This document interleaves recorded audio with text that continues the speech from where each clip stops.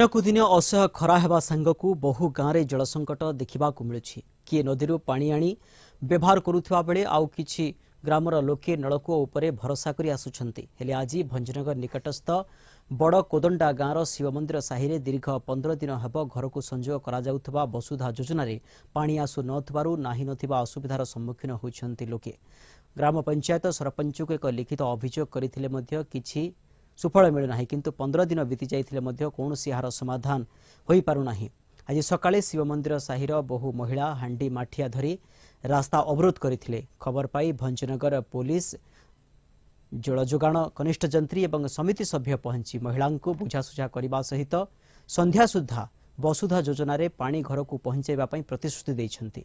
परवर्ती समय अवरोध कराथिबा रास्तारू हांडी माठिया काढ़ी देथिले आंदोलनकारी माने।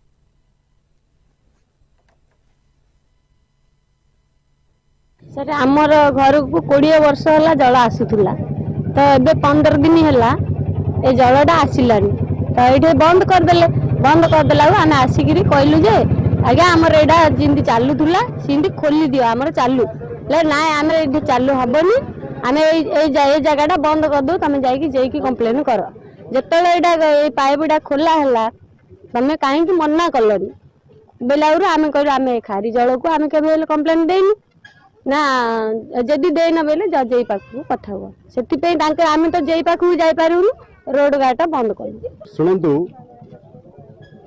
नवीन बाबूर कम लोकों सेवा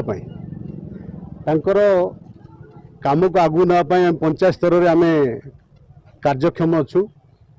प्रत्येक घर को पानी पहुँचेवा आम सरकार लक्ष्य आमर लक्ष्य, किंतु आमर गोटे साही जो पानी प्रॉब्लम थिला ताकू सॉल्व करने आम गोटे चेकपोस्ट ये देथिलु।